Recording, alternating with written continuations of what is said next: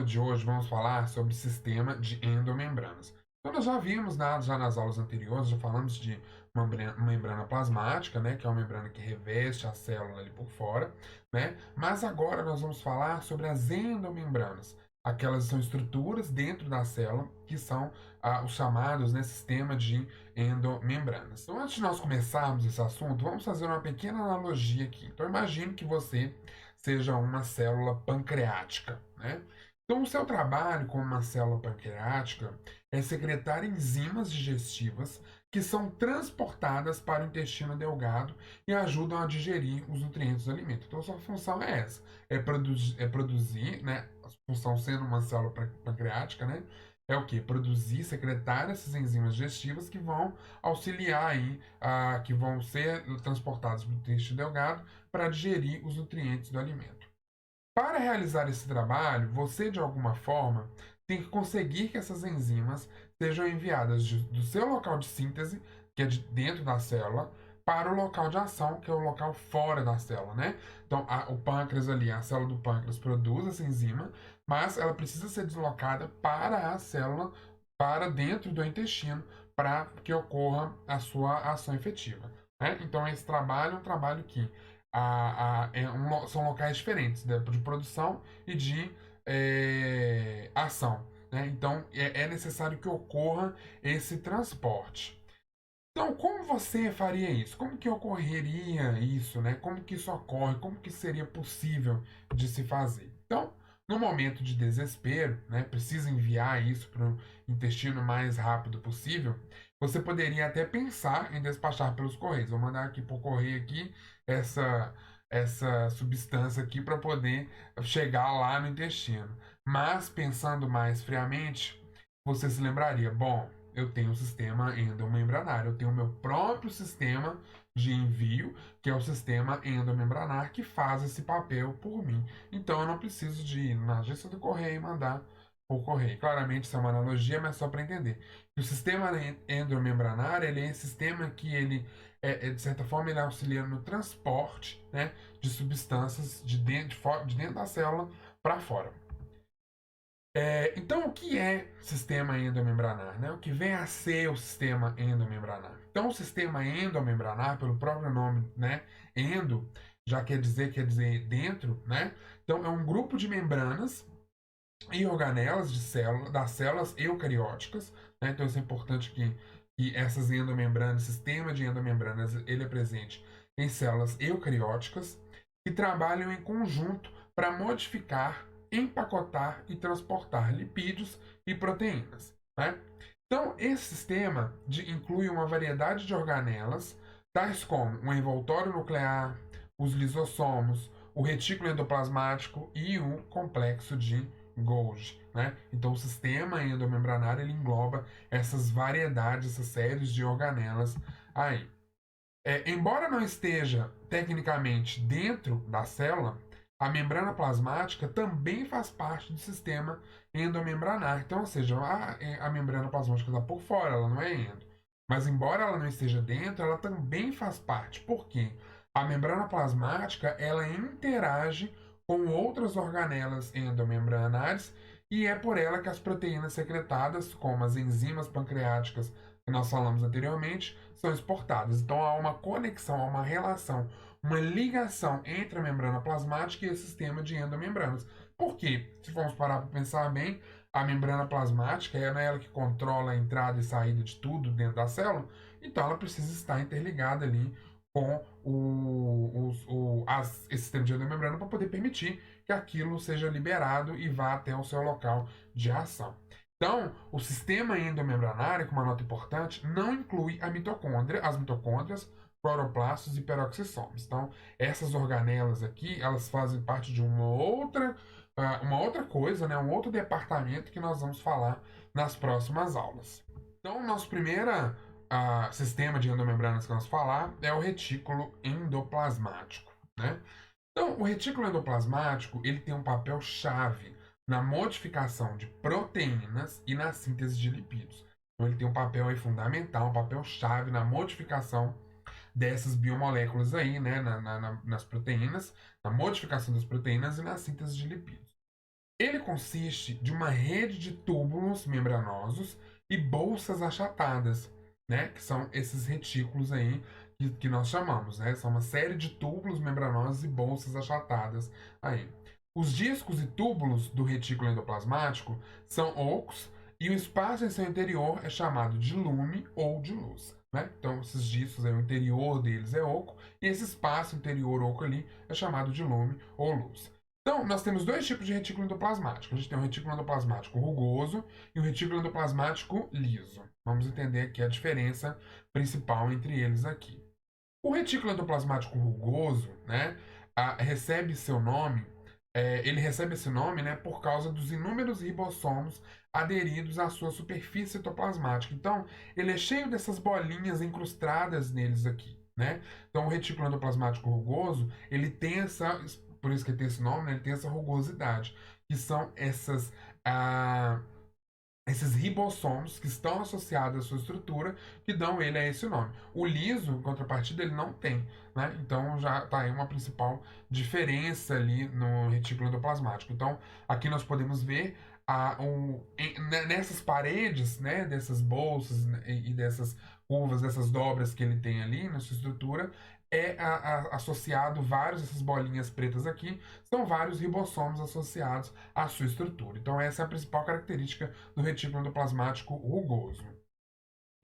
Conforme esses ribossomos sintetizam proteínas, então a gente sabe que os ribossomos eles têm um papel fundamental na produção de proteínas, né? Então, conforme esses ribossomos sintetizam proteínas, eles entregam as novas cadeias de proteínas em informação ao lume. Então, esses ribossomos eles produzem essa proteína e enviam e mandam então para aquele interior oco que nós falamos por lume.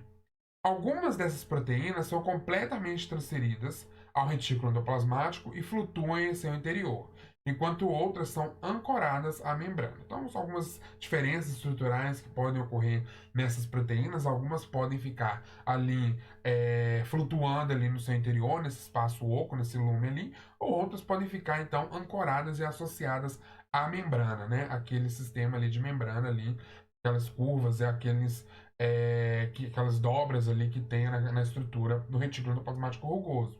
No interior do retículo endoplasmático, as proteínas passam por dobramentos e modificações, como a adição de cadeias laterais de carboidratos. Então, é um processo uma espécie de uma fábrica mesmo, né? Então, os ribossomos produzem essas proteínas e dentro do ribossomo, e dentro do retículo endoplasmático, desculpa, dentro do retículo endoplasmático, elas vão sendo processadas, elas vão sendo modificadas para ficarem na forma que ela tem que ser, na forma ativa dela, na forma estrutural correta, para que ela tenha a ação, né, específica da célula. Então, no interior do retículo endoplasmático ocorre esse processamento. Né? É como se o ribossomo produzisse assim o produto bruto e dentro do retículo endoplasmático ele fosse sendo lapidado para ficar pronto para uso ali. Né? Então, e essa lapidação aqui são dobramentos, modificações, inclusão de cadeias laterais de carboidratos e por aí vai. Essas proteínas modificadas serão incorporadas nas membranas celulares, na membrana do retículo endoplasmático ou naquelas de outras organelas, ou então secretadas para fora da célula. Então, nós temos inúmeras células no nosso corpo, né? Os organismos têm inúmeras células, né? Então, cada célula tem a sua função, né? Então, algumas proteínas modificadas já elas podem ser incorporadas nas membranas celulares, ou do retículo endoplasmático, ou pode ser enviada para outra organela que esteja precisando, ou então ela pode ir, como lá no exemplo que nós demos lá da célula do pâncreas, pode ir lá para o intestino para fazer a sua ação lá enzimática lá, né? Nós vimos que enzimas são proteínas, são tipos de proteínas, né? Então ela pode ir lá para a célula, pode ir lá para o intestino para fazer a digestão. Então depende da função de cada célula onde ele é produzido. Se as proteínas modificadas não estiverem destinadas a permanecer no retículo endoplasmático, elas serão empacotadas em vesículas, que são pequenas esferas de membrana, que são usadas para transporte e enviadas ao complexo de Golgi. Nós vamos falar qual é a função do complexo de Golgi nessa história aí. Então, se a proteína produzida ali, naquele retículo endoplasmático, ela não tem que ficar ali, ela não é produzida para ficar ali naquela célula ali. Então, ela é empacotada em uma vesícula, né, que são pequenas esferas de membrana, e aí esse pacote, então, é encaminhado para o complexo de Golgi, que a gente vai entender a função dele. O retículo endoplasmático rugoso também produz fosfolipídios para outras membranas celulares, também transportados na forma de vesículas, né? Então, ele também produz fosfolipídios para outras membranas, né? Vocês lembram lá que nós falamos que as membranas, elas são uma camada dupla de fosfolipídios, né? Então, nós temos essa estrutura aí. Então, o retículo endoplasmático rugoso também pode produzir esses fosfolipídios e enviar para outras membranas celulares, é, para outras organelas, enfim, para onde tiver uma função, que são transportados aí na forma de vesículas. Como o retículo endoplasmático rugoso ajuda a modificar as proteínas que serão secretadas pelas células, as células que secretam grandes quantidades de enzimas ou proteínas, como as células do fígado, possuem muitos retículo endoplasmático rugoso. Então, aquelas células que têm uma função, né, de produzir muita enzima, de produzir muita proteína, né, que produz muitos compostos, muitas substâncias, quanto mais substâncias forem produzidas por essa célula, maior a quantidade de retículo endoplasmático rugoso que ela tem. Então, espera-se encontrar, né, em uma célula de fígado, uma célula de pâncreas, por exemplo, uma quantidade muito grande de retículo endoplasmático rugoso. Então, aqui, ó, nós temos aqui um exemplo aqui, ó, numa imagem, ó, a mitocôndria cobrindo parte aqui do retículo endoplasmático rugoso. Aqui está o retículo endoplasmático. Aqui é uma imagem de microscopia, né? Às vezes ela não fica tão clara assim para nós percebermos, né? Então aqui tá o retículo endoplasmático rugoso, envoltório nuclear. Então ela aqui está bem aderida com o núcleo da célula, né? Bem ao redor do núcleo celular, nós temos ali o retículo endoplasmático rugoso em volta ali de todo o núcleo. E aqui a gente tem um desenho, né? Nesse desenho mostra aqui o retículo endoplasmático rugoso associado ao envoltório celular ali em volta ali do envoltório celular. E os ribossomos aqui, que são esses pontinhos pretos aqui, né? E aqui o ribossomo retículo endoplasmático liso, que não tem ribossomos. Por isso que ele tem esse nome liso aí. Bom, vamos falar agora do retículo endoplasmático liso. Então, o retículo endoplasmático liso é contínuo, né, com o retículo endoplasmático rugoso, ele está associado, ele está do ladinho, mas possui poucos ou nenhum ribossomo em sua superfície endoplasmática. Então já está a principal diferença. O rugoso tem vários ribossomos ali associados à sua superfície, o liso não tem, esse tem praticamente nenhum, ou muito poucos, né, ou praticamente nenhum, associados à sua superfície endoplasmática ali. E ele está sempre associado ao retículo endoplasmático rugoso. Ele é contínuo, quer dizer que ele está associado, ele está sempre do lado. As funções do retículo endoplasmático liso incluem síntese de carboidratos, lipídios e hormônios esteroides, né, são as principais funções, desintoxicação de medicamentos e venenos, armazenamento de íons cálcio, né, então são as três principais funções aí do retículo endoplasmático liso, né. Nas células musculares, um tipo especial de retículo endoplasmático liso, chamado retículo sarcoplasmático, é responsável pelo armazenamento de íons cálcio, que são necessários para a ativação das contrações coordenadas das fibras musculares. Então, ou seja, ele tem essa função ali. A gente, na biologia, nos estudos de biologia, sabemos que o cálcio ele tem uma importância no músculo, para atividade muscular ali, né, para contração, etc. Então, justamente por isso, nas células musculares, o retículo endoplasmático liso, ele tem uma adaptação, ele tem um tipo especial, é um tipo especial de retículo endoplasmático liso, né, que é chamado retículo sarcoplasmático.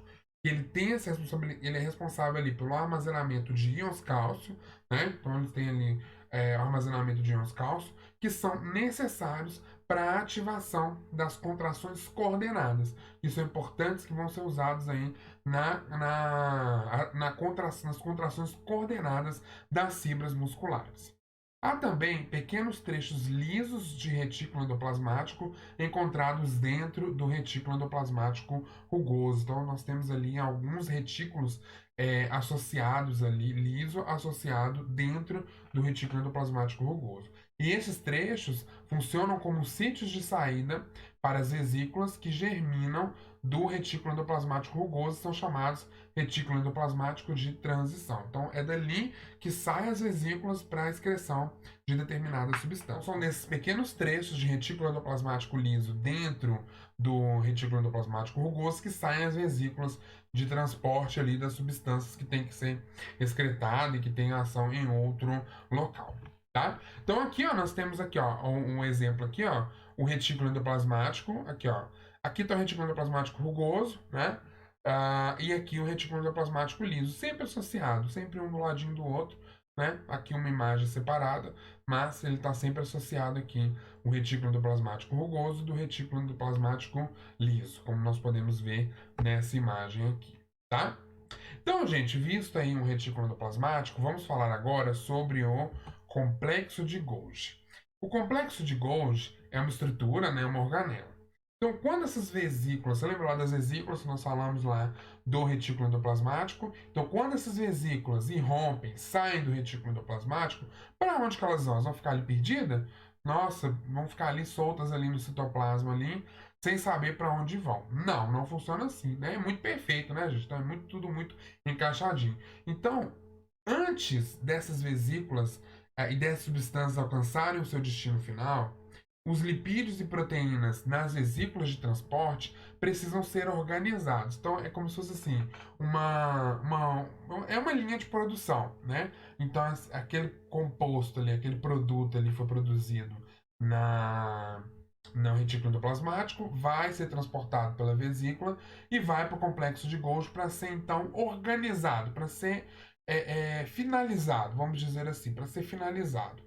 Né? Então, antes de alcançar o destino final, esses compostos, lipídios, proteínas, nas vesículas de transporte precisam ser organizados, empacotados e etiquetados para que eles terminem em seus devidos lugares. Seria como se fosse assim a agência de correio mesmo, né? Vamos dizer assim, vamos usar essa comparação assim. Então é produzida como uma fábrica produz aquele monte de substância, aquele monte de coisa. Só que tudo está solto ali. Precisa então organizar, empacotar, pôr o endereço e mandar. Quem faz isso é o complexo de Golgi. Então ele que organiza, ele que empacota e etiqueta, envia esses compostos ali para seu local de destino, para o seu final, local de destino final ali em seus devidos lugares. Né? Então, essa organização, empacotamento e distribuição ocorre justamente no complexo de Golgi. Ou também chamados, podem encontrar em outras literaturas ali, aparelho de Golgi, que é uma organela feita por discos achatados de membranas. Então ela tem essa estrutura aqui, né? Parece um monte de dobras, assim, uns discos assim dobrados, assim, encaixados, né? Então ele tem essa estrutura formada por esses discos achatados de membranas aqui, né? Então a gente tem aqui, ó, a vesícula transportadora e a vesícula secretora. A vesícula transportadora saiu lá do retículo endoplasmático, veio pro complexo de Golgi, entrou aqui no complexo de Golgi, ele foi, empacotou, organizou, falou vai para lá, vai para fora, vai para o intestino, vai para o pulmão, vai para o cérebro, vai para enfim, para outra organela, para o ribossoma, enfim. Vai, organizou, separou tudo, etiquetou e mandou embora. Né? Então a vesícula transportadora entra por esse espaço aqui, é organizada, né, e etiquetada, vamos dizer assim, dentro do complexo de Golgi, e aí a vesícula secretora é a que sai e vai embora da célula ali, né? Então aqui em alguns casos, quando nós falamos aquela questão da membrana plasmática fazer parte do sistema de endomembranas, é por isso aqui. Esse sistema, essa vesícula, ela se junta, ela se adere à membrana e ela se abre e libera aquela proteína, aquela estrutura, aquela substância secretada ali, né? Então, tem essa função aí. O lado receptor do complexo de Golgi é chamado face cis e o lado oposto é chamado de face trans. Então, é aqui, ó, vou voltar aqui nessa imagem aqui, né? O lado receptor é chamado face cis e o lado que excreta, né, o lado excretor, é chamado de face trans, né?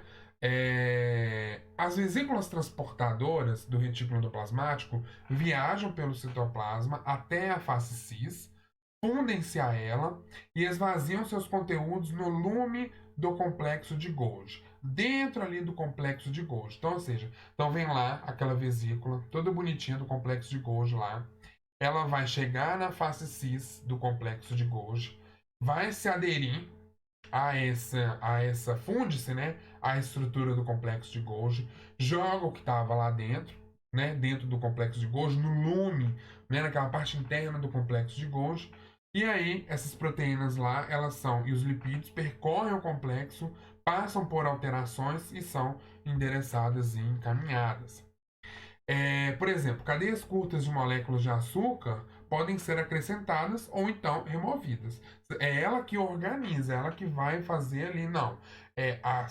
Por exemplo, a célula que vai chegar no intestino, a célula que vai chegar no estômago, enfim, a substância, não, a substância que vai chegar no intestino, a substância que vai chegar na célula do cérebro e por aí vai, ela não precisa de uma cadeia curta, ou ela precisa de uma cadeia mais longa aí, ou precisa ser acrescentada mesmo uma cadeia curta, ela que vai entender e vai fazer isso. Né? Então, como exemplo aqui, cadeias curtas de moléculas de açúcar podem ser acrescentadas ou removidas, ou então grupos fosfatos podem ser ligados como marcadores. Tudo vai acontecer ali no complexo de Golgi. Então, o processamento do carboidrato ele pode ser visto no diagrama na forma de ganhos e perdas de ramificações do grupo carboidrato ligado à proteína. Então, dentro de uma estrutura, de uma ótica geral ali, esse processamento do carboidrato ali dentro, associado a essas proteínas, pode ser associado aí com ganho de ramificação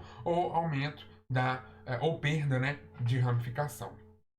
Finalmente, as proteínas modificadas são organizadas com base em marcadores, tais como sequências de aminoácidos e etiquetas químicas. Então, por fim, né, dentro do complexo de Golgi, essas proteínas são organizadas com base nesses marcadores, tais como sequência de aminoácidos e etiquetas químicas. Então, ou seja, são sinais, são marcadores aí que indicam para onde ela deve ir.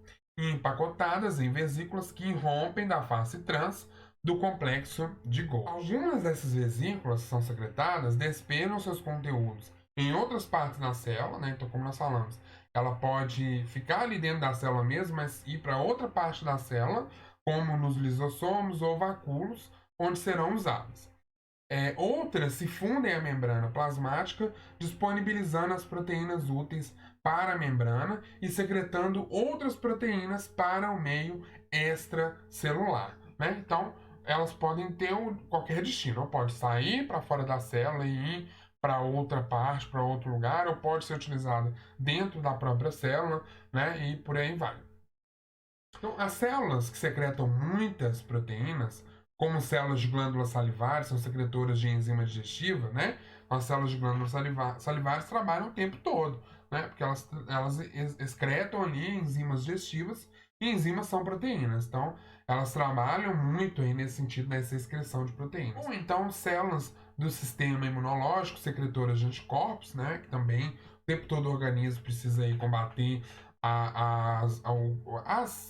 os micro-organismos que nós estamos expostos. Essas células possuem muitas cisternas de Golgi, possuem muitas. O complexo, a analogia é assim: como elas têm essa produção muito intensa dessas substâncias, dessas secreções, né, substâncias, elas precisam ter um complexo de Golgi, né, um sistema de Golgi mais desenvolvido, mais robusto, né, mais desenvolvido. Então, por isso que elas têm muitas cisternas de Golgi. Em células vegetais, o complexo de Golgi também produz polissacarídeos, que são carboidratos de cadeia longa, sendo que alguns são incorporados na parede celular. Então, nas células vegetais, eles têm essa função, esse plus a mais, né? Que é o que? Produzir esses polissacarídeos que são incorporados, então, na parede celular, né? Então aqui nós temos nesse exemplo aqui, que fica bem claro aqui, sobre essa relação aqui dos retículos endoplasmáticos e dos complexos de Golgi. Então aqui tem um núcleo, o retículo endoplasmático aqui, vocês já sabem, retículo endoplasmático que tem todas essas bolinhas incrustadas, que são os ribossomos, é o retículo endoplasmático rugoso. Aí lembra lá que nós falamos que tem trechos né, que são de retículo endoplasmático liso no retículo endoplasmático rugoso, que é chamado de retículo endoplasmático transicional, né, que excreta essa vesícula aqui, como nós podemos ver aqui bem, com a substância, né, que aí então, ela chega na face cis, né, que é a face receptora do complexo de Golgi. Chega na face cis, aí essa vesícula se adere à face cis, né, se adere à estrutura do complexo de Golgi, libera essa substância lá dentro. Olha a substância aqui, ó, gente, se vocês puderem ver aqui, ó, tá vendo sei lá, parece um amendoinzinho aqui, ó. Então, ou seja, essa vesícula ela se abre aqui, ó, o amendoinzinho aqui, ó. Ó, aqui ele tá sem nada, né? E aqui ele tá sendo processado, ó. Olha aqui, ele sendo processado nas cisternas, ó.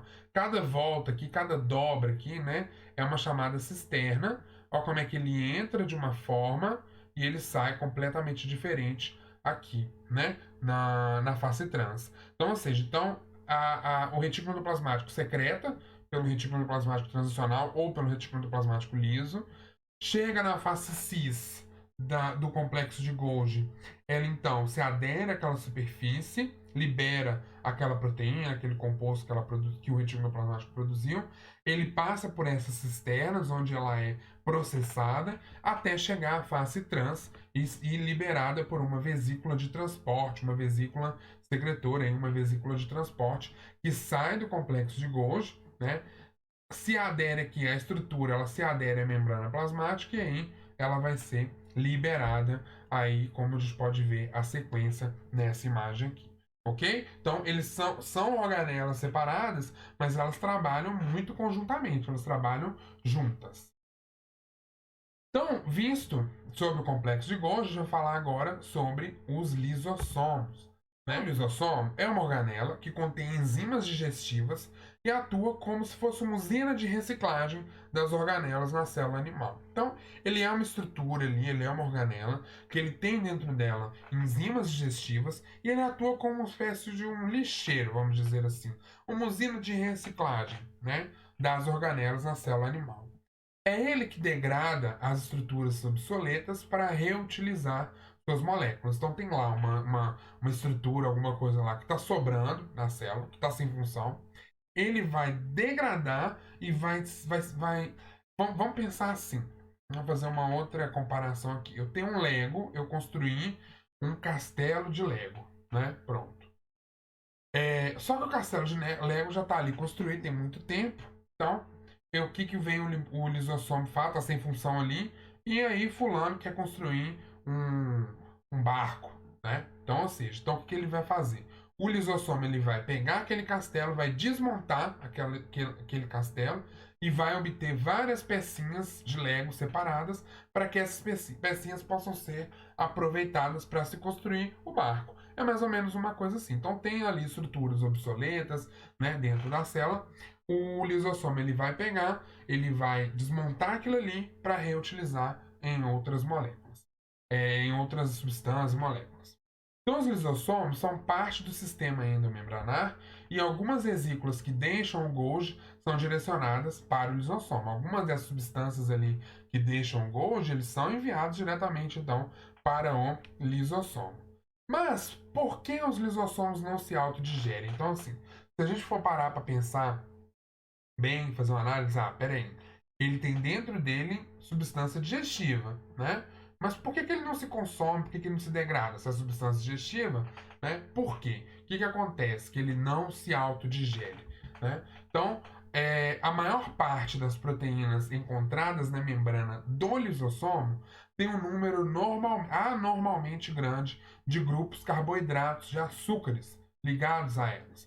Este grupo de açúcares protege as proteínas da membrana, impedindo que elas sejam degradadas pela enzima digestiva no interior. Então, gente, eu pus essa imagem aqui de que lindo, porque realmente é muito lindo, né? É muito perfeito, né? Então, ou seja, o organismo ali se adaptou a célula se adaptou e o lisossomo, na sua estrutura, ele tem essa modificação para evitar que a enzima que está dentro dele degrade a sua própria membrana, degrade a sua própria estrutura. E como que ele fez isso? Então ele tem um número anormalmente grande de grupos carboidratos associados à membrana, então ele tem muita membrana associada muito carboidratos associados à membrana, que protege a sua membrana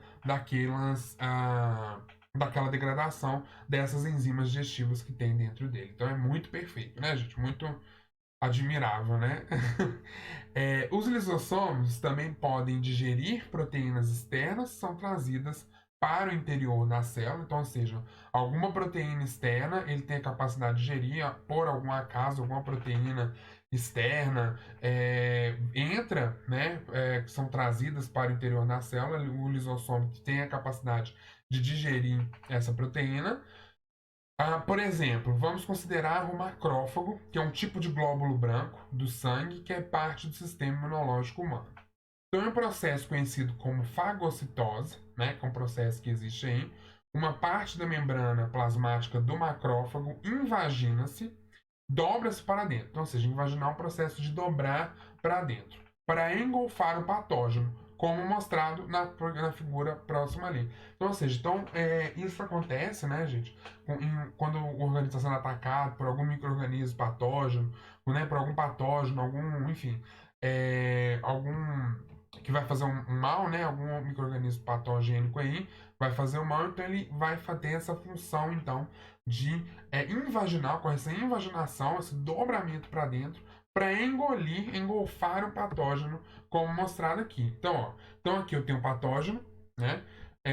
Ocorre então esse invaginamento, a célula começa a emitir esses pseudópodes, né? Que são, parece essa pinça aqui, ó. Então a célula começa a emitir esses pseudópodes para poder englobar aquele patógeno ali.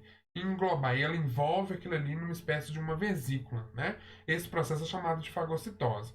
E essa estrutura, né, do englobamento aqui é chamado de fagossomo. Aí quem que vem para resolver toda a parada ali? O lisossomo. E aí o lisossomo ele vem nesse fagossomo, ele se adere ali àquele fagossomo, libera a enzima digestiva ali, acabou para você, patógeno, não teve mais jeito. Ele vai ser digerido e ele vai. Então, ele é combatido, né? Ele morre, então, ele é dado uma destinação, ele é digerido. E aí, por fim, a vesícula exocítica com o material não digerido, né? Então, ou seja, fica aquele material ali digerido ou não digerido, enfim, aquele resto de patógeno ali. Então, a membrana, ela se adere, ela se junta ali, o fagossomo, né? Ele se adere ali à membrana para liberar aquele resto de patógeno ali, aquele que foi digerido, né? E aí libera para o exterior, né? Então, mas combater o problema. O patógeno ele está inativo agora. A seção invaginada com patógenos no interior tem origem na membrana plasmática e forma estrutura chamada fagossomo, como nós mostramos muito bem na imagem anterior. O fagossomo então se funde ao lisossomo, formando um compartimento combinado onde enzimas digestivas destroem o patógeno. Como eu mostrei na figura lá, está muito bem explicado o processo, né? Então, o fagossomo chega ao lisossomo, eles se aderem, eles se juntam e aí digere todo aquele patógeno ali. O vacúolo, vamos falar do vacúolo, né? É importante falarmos das células vegetais também.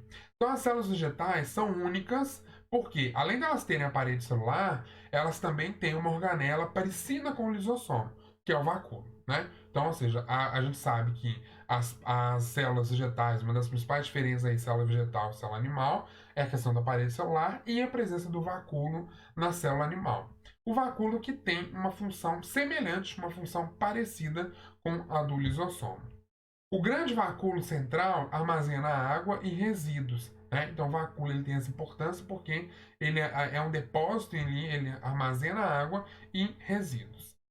Isola materiais nocivos, então é ele que tem a capacidade de isolar materiais nocivos e possui enzimas que podem quebrar macromoléculas e componentes celulares, como ocorre no lisossomo. Então, ou seja, então ele tem toda essa função aí: armazenar água e resíduos, isolar materiais nocivos e também tem enzimas que degradam que podem degradar macromoléculas e componentes celulares, como ocorre nos lisossomos. Os vacúolos vegetais também atuam no equilíbrio da água e podem ser usados para armazenar compostos como toxinas e pigmentos, que são aquelas partículas coloridas, né? Então, o vacúolo ele tem essa importância de também participar do equilíbrio da água, né? Nas células ali, e também podem armazenar compostos como toxinas, né? Ou então pigmentos. Então, eles são muito importantes aí para a célula vegetal. Vamos fazer agora um comparativo entre lisossomo e peroxissomos, que é um outro tipo de organela aí. Então, o que pode ficar um pouco confuso, porque o peroxissomo ele também tem uma função aí de quebra de molécula e da neutralização de riscos para a célula, de maneira semelhante ao lisossomo, né? Então, isso pode ficar confuso na cabeça do aluno, essa diferença, né? Entre lisossomo e peroxissomo, porque os dois têm mais ou menos a mesma função. Além disso, a aparência dos dois se assemelha a pequenas bolhas arredondadas nos diagramas, né? Pequenas bolhas arredondadas ali na estrutura da célula. Estruturalmente falando, eles também são muito parecidos. No entanto, o peroxissomo é uma organela diferente, com propriedades e funções singulares na célula. Então, o peroxissomo ele é diferente, ele tem uma propriedade diferente e tem funções diferentes dentro da célula ali. O peroxissomo abriga enzimas envolvidas nas reações de oxidação que produzem o peróxido de hidrogênio, H2O2, como subproduto. As enzimas, então, degradam ácidos graxos e aminoácidos e elas também desintoxicam algumas substâncias que podem entrar no corpo, né? Por exemplo, o álcool é desintoxicado pelos peroxissomos, encontrados nas células hepáticas, né? Então, o álcool, quando a pessoa bebe muito, aí toma alguma coisinha ali por fígado, alguma coisa ali, porque o peroxissomo está trabalhando ali para desintoxicar aquele álcool em excesso no corpo ali. Então, ele tem essa função de trabalhar também nessa parte da desintoxicação, né? Então, é uma diferença aí do lisossomo para o peroxissomo. Então, ele que atua ali na desintoxicação. É importante lembrar que os peroxissomos, ao contrário dos lisossomos, não fazem parte do sistema endomembranar. Isso significa que eles não recebem vesículas do complexo de Golgi. Então, ou seja, é importante ressaltar isso daí, é importante frisar isso daí, que os peroxissomos eles não fazem parte do sistema endomembranar, mesmo sendo tão parecido com o lisossomo, ele não faz parte, ele tem estruturas, características diferentes. Então, por isso que eles são tratados de uma outra forma, tá bom? Então, pessoal, aqui nós temos aqui o lisossomo, a anatomia do lisossomo, né? Com a bicamada lipídica, a membrana, a mistura de enzimas hidrolíticas, enzimas então, digestivas, né? E proteínas de membrana. Então, ele tem essa estrutura, a anatomia do lisossomo tem essa estrutura diferenciada e esses açúcares associados, as bolinhas aí de açúcares associados, que impedem com que ele seja digerido por essas enzimas, por essa mistura de enzimas hidrolíticas dentro dele ali, certo? Então ele tem essa adaptação anatômica aí, o lisossomo. Então, pessoal, por hoje é só. Então a gente encerra por aqui e a gente se vê na próxima aula, ok? Tchau, tchau!